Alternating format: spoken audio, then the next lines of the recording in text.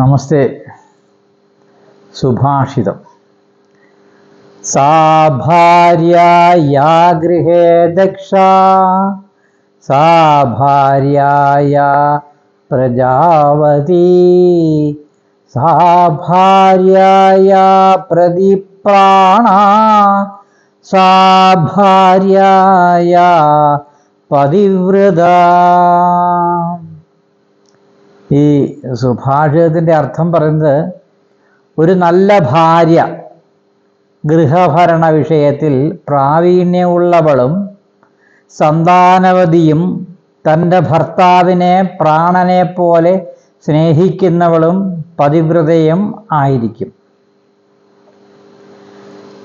ഇതാണ് ഇതിൻ്റെ അർത്ഥമായിട്ട് പറയുന്നത്. അപ്പോൾ ഭാര്യ പുരുഷൻ്റെ ഉടൽപാതിയും ഉത്തമ സുഹൃത്തുമാകുന്നു. ഭർത്താവിന് ധർമ്മം, അർത്ഥം, കാമം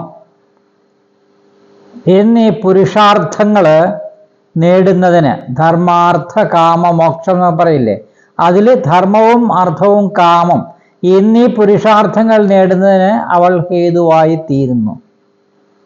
ദേഹം വെടിയുമ്പോൾ ഭർത്താവ് അവൾ മൂലം പരമ പുരുഷാർത്ഥമായ മോക്ഷവും നേടുന്നു.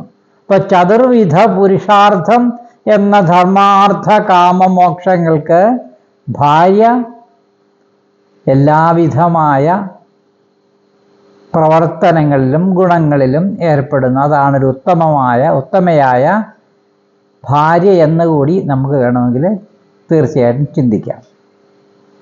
നമസ്തേ.